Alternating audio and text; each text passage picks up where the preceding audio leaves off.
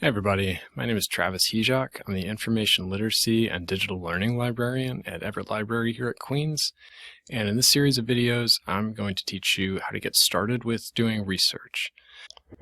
Before I say anything else, I want to make it clear that the library is here to support you. We can help you with your research by refining a topic, finding sources, evaluating those sources, helping with citations. We are not here to shush you. We are here to support you and make sure that you have the materials that you need to do your best work. So by the end of these videos, I want us to be able to do three things.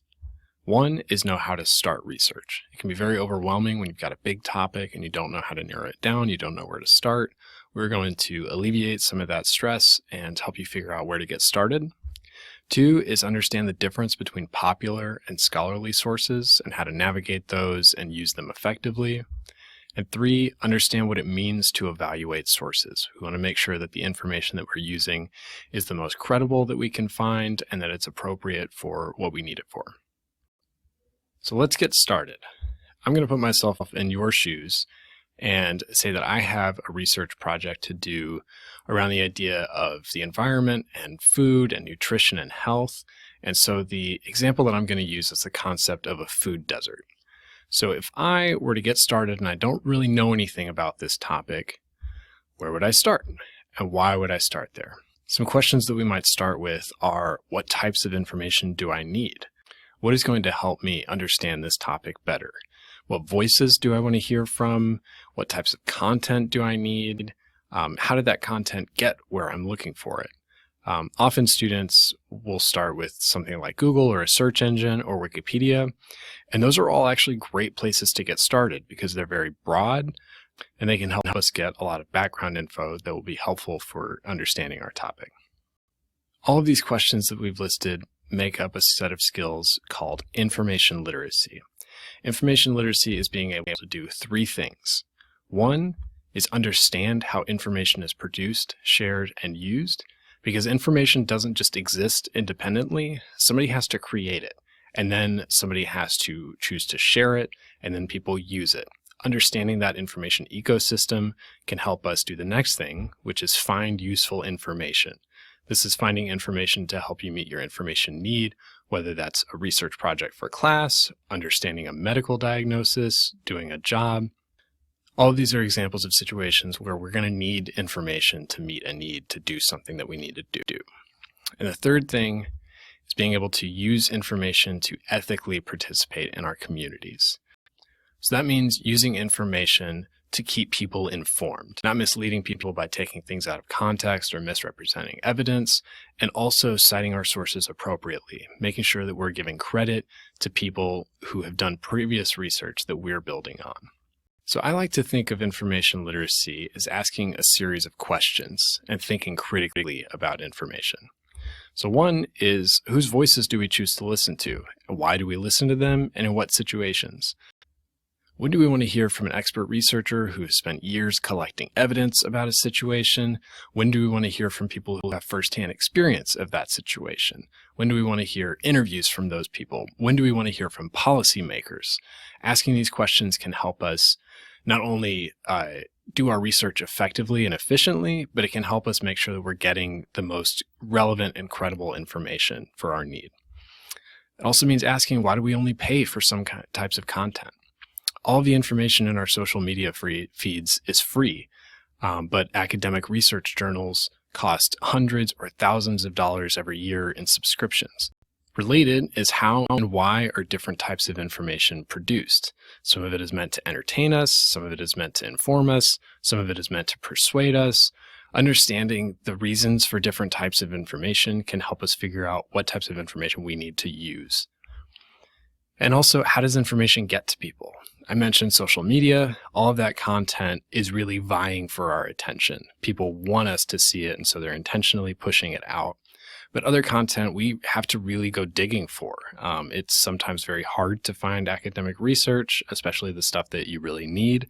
So understanding those systems of information dissemination can be really important and powerful for helping us do effective research.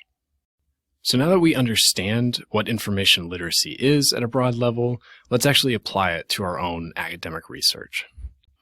So one way that we can describe research is that it is inquiry. So you're not just finding information, but you're asking questions. And the answers to those questions will likely lead to more lines of questioning. So this means that we should expect a few things.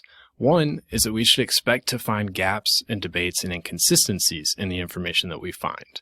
It's very easy to find people who disagree with each other on the internet. It's also very easy to find scholarly researchers who disagree with each other. Often there's a consensus around the main body of information, but then there are really intense debates at the margins about how to interpret certain things. We should also expect to break down complex questions into more simple ones. Sometimes we start with a really broad question, and to actually find useful information, we have to break that into pieces to figure out specific avenues through which we can explore that information. So understanding that research is inquiry requires a couple things from us. One is we need to be prepared for open-ended exploration. We're not setting out to prove something. We're just exploring questions and problems and being open to new ideas and new avenues of exploration. And it also requires open-minded skepticism. So we might encounter ideas that are new, unfamiliar, or that we disagree with. We need to make sure that we're open to those ideas, but we always want to make sure that any ideas that we take in, that we give any credence to, are evidence-based and they are logical.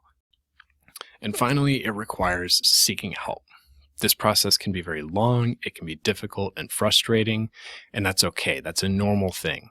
That's why you have people like your professors and librarians and the Writing Center that can help you navigate this process. So now that we understand that research is inquiry, how do we apply this understanding to actually finding sources? So we can think for searching for sources as strategic exploration, which means that we don't want to just plug things into Google and go and hope for the best. We want to actually develop a plan. So the first part of that plan is determining the scope of your information need. You need to think about whether this is a short reflection piece where you only need to find one source, or is this a thesis that's going to take you an entire year to work on, and you can plan accordingly for that. Also think about what you already know about the topic. Do you have no idea what you're looking at and you need to go find an encyclopedia to get a basic understanding of this topic? Or do you already have an idea of how you want to approach it? And maybe you can just start there.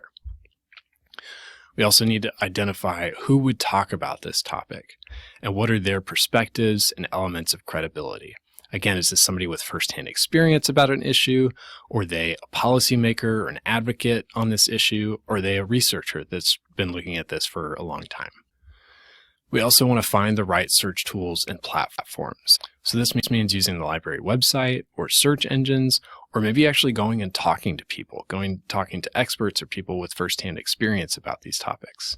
And then we want to identify our search terms, things like keywords and topics and the voices that we want to hear from.